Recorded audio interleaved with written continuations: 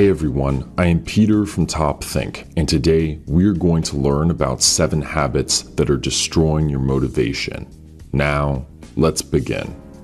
Number 1, perfectionism. People commonly make the mistake of thinking that you have to do things perfectly to be productive, but perfectionism often hurts your work far more than it helps. Most of the time, perfectionism has nothing to do with how much you actually care about your work. Instead, it comes from a fear of failure. You work overtime to make sure every little detail is absolutely perfect, because you're scared your work isn't going to be good enough if you leave it as is. But all that time and effort you wasted reviewing the same details over and over could have been used to finish the entire project and get started on a new one. Perfectionism can also affect the quality of your work because of the unrealistic standards you're holding yourself to. If you're expecting to do something perfectly and it doesn't work out that way, you might mentally give up on the project. From then on, you might only put in minimal effort, because what's the point of even trying when you know it isn't going to turn out how you want? This mentality is all too common for perfectionists and makes it especially difficult to stay motivated.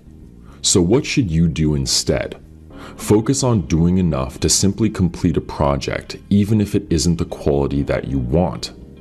Let's say you're trying to write a book. All you've written over the last month is a single page because you keep going back to edit and change every tiny detail. Yes, that one page might be absolutely amazing, but someone who is focused on completing instead of perfecting would have already had 50 pages done by now. By finishing the bulk of the project first, you get the hard work out of the way so that you can go back and change the small stuff afterwards. Number 2, comparing. Comparisons are unhealthy in all sorts of ways, from lowering your self-esteem to ruining your relationships. When it comes to motivation and productivity, comparisons often stop you from taking important steps towards your goals, leaving you feeling insecure or intimidated by all the people who are doing better than you. Don't make the mistake of belittling your own aspirations just because you don't have as much money, confidence, or authority as someone else.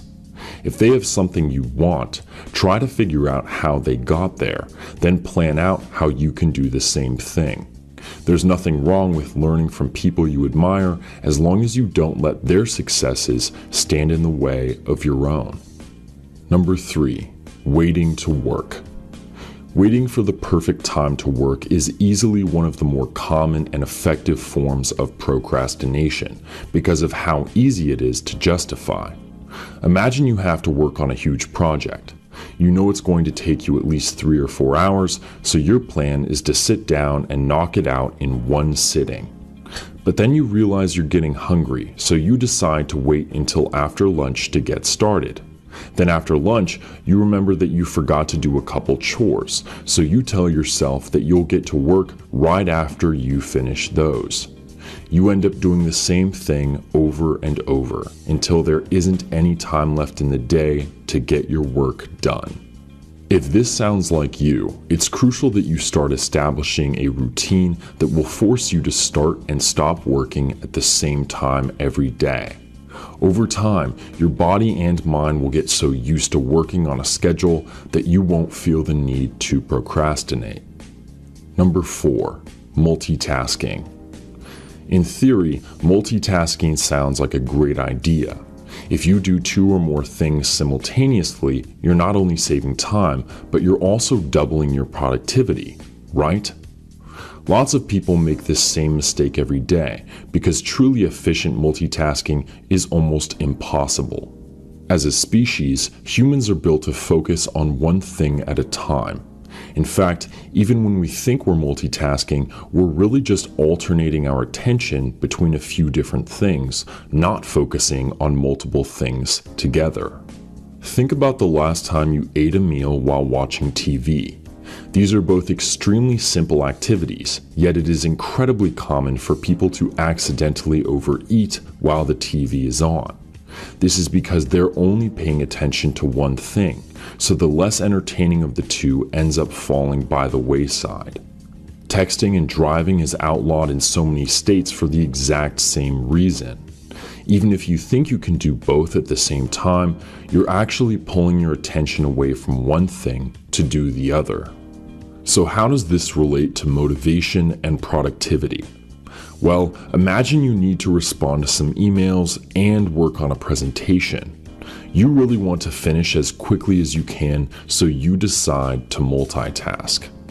Not only does this consume a lot of extra energy, but you'll also end up producing sloppy work. Your emails might be filled with spelling errors, or your presentation might be missing a few slides because you were too busy thinking about the other task to notice. Multitasking also impedes your ability to solve complex problems and think deeper about specific subjects, which both require intense concentration. Unlike attention, concentration isn't something you can move back and forth. So, when you're multitasking, you usually fail to concentrate on anything. The best solution is to stop multitasking. But if you insist on doing it, you can make the transitions a bit easier on your brain by grouping similar tasks together. That way, when you do suddenly jump to something new, your brain won't have to completely shift gears. Number 5, allowing distractions. Do you make a habit of leaving the TV on while you work? Or maybe you like to do homework while your friends are around. This might sound like more entertaining ways to get some boring work done, but they can be detrimental to motivation and productivity. Like multitasking, these distractions force your mind to try to concentrate on 2 or more things at once, but they actually take things one step further. If you've made a habit of being lazy or unmotivated, then your mind is going to be searching for ways to avoid working. When you leave the TV on, you're giving your mind an excuse to prioritize something easy and fun, while ignoring the stuff that's hard or tedious. You might be thinking, what if I just don't look at the TV or turn the volume down? Unfortunately, it isn't that easy.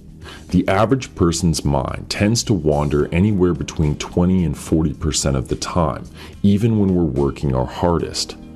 Keeping 100% of your attention on one thing can take years of practice and self-discipline, so it's pretty likely that your mind is going to wander at least a little bit. When it does, you will be much more vulnerable to distractions. So, if you hear your friends talking about something funny in the background, you'll end up paying more attention to them than the work you're supposed to be doing. This is especially common with what are called sensory distractions, which steal your attention by activating at least one of your senses. These distractions can be anything from music with lyrics to a loud garbage truck out your window. Even the smallest sensory distractions can completely throw off your workflow, which is why so many people prefer to work in libraries or while wearing soundproof headphones. The more you can isolate yourself from these distractions, the more productive and motivated you will be. Number 6, saying yes. You might be having trouble staying motivated because you're so focused on doing what everybody else wants you to do that you're neglecting your own goals. If you're looking to be more social or get out of your shell, then being a yes man is a step in the right direction. But don't be surprised when you end up with less time for your own projects. When you agree to help someone, you're not just committing to an hour or 2 of work for them. You're giving up valuable time, effort, and thought. You're putting them on your to-do list and letting their work crowd your brain, which leaves less space for the things you need to do for yourself. So, to make sure you stay motivated and focused, learn how and when to say no. It can be challenging to overcome the social pressures to help people when they ask you for it, but they will respect you more if you're open and honest about your priorities. Learning to say no also has the added bonus of fostering confidence and self-assurance. So don't be afraid to let people know that you value your own time. Number 7, indecisiveness. Being calm and decisive takes quite a bit of practice, but having confidence in your decisions makes you significantly more motivated to work hard and exceed expectations. If you don't feel confident, you often end up wasting time because you're too bogged down by what-ifs and useless anxiety. When you finally do make a decision, you'll end up performing worse because in the back of your mind, you're always wondering if you made the wrong choice. To make sure you don't get trapped in this vortex of self-doubt, try putting a time limit on your decisions. If it's something small, give yourself only a couple minutes to sort through the pros and cons. If you still can't decide by the time limit, just go with your gut. By giving yourself a rigid deadline, you can stop yourself from standing in your own